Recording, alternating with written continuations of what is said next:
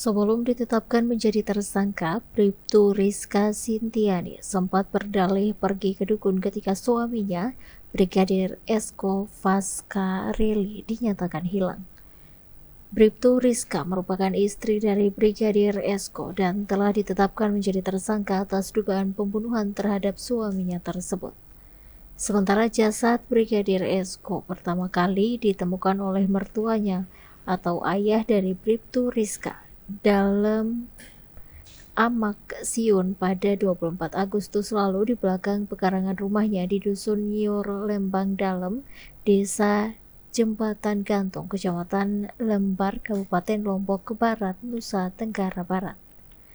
Bribtu Rizka mengakui hal tersebut saat ditanya terkait Brigadir Esko yang sulit dihubungi.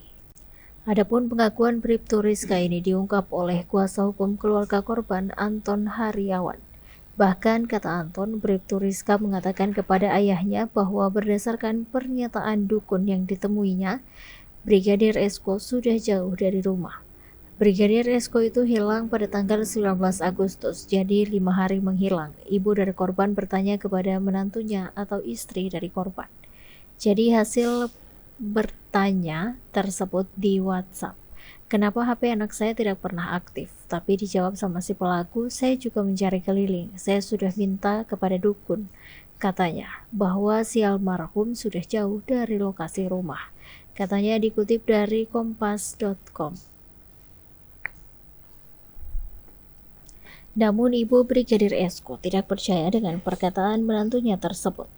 Anton mengungkapkan ibu korban meyakini sang anak masih berada di sekitar rumahnya. Keyakinan ibu Brigadir Esko pun menjadi kenyataan di mana sang anak ditemukan tak jauh dari rumahnya, tetapi sudah dalam kondisi tidak bernyawa. Ibu dari korban menjawab, saya melahirkan anak saya yakin anak saya masih berada di sekitar rumah tersebut. Maka besok paginya jenazah itu ditemukan, kata Anton. Anton mengatakan pengakuan Bribtu Rizka telah meminta pertolongan dukun ini justru memunculkan kecurigaan dari pihak keluarga korban bahwa dialah yang terlibat dalam pembunuhan terhadap Brigadir Esko. Kecurigaan lain pun muncul ketika Bribtu Rizka hanya hadir saat pemakaman Brigadir Esko.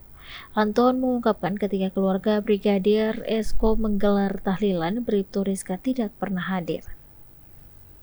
Kecurigaan semakin menguat ketika Bribtu Rizka justru tidak pernah membuat laporan ke kepolisian setelah jasad suaminya itu ditemukan.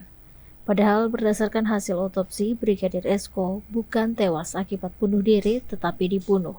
Anton mengungkapkan laporan justru dibuat oleh ayah Brigadir Esko, Samsul Herwadi. Bribtu Rizka ditetapkan menjadi tersangka pembunuhan terhadap Brigadir Esko pada Jumat 19 September. Hal ini disampaikan oleh Kabid Humas Polda NTB Kombes Muhammad Khalid. Dia mengatakan penetapan tersangka terhadap Bribka Rizka telah dilakukannya gelar perkara oleh penyidik Polda NTB. Hasil gelar perkara, penyidik menetapkan istri korban sebagai tersangka, ungkapnya dikutip dari Tribun Lombok.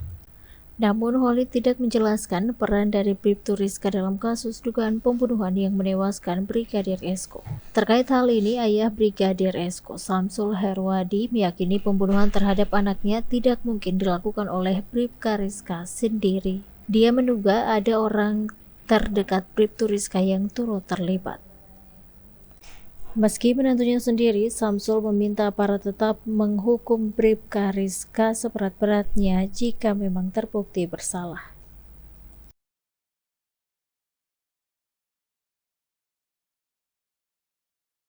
Download Tribun X sekarang, menghadirkan lokal menjadi Indonesia.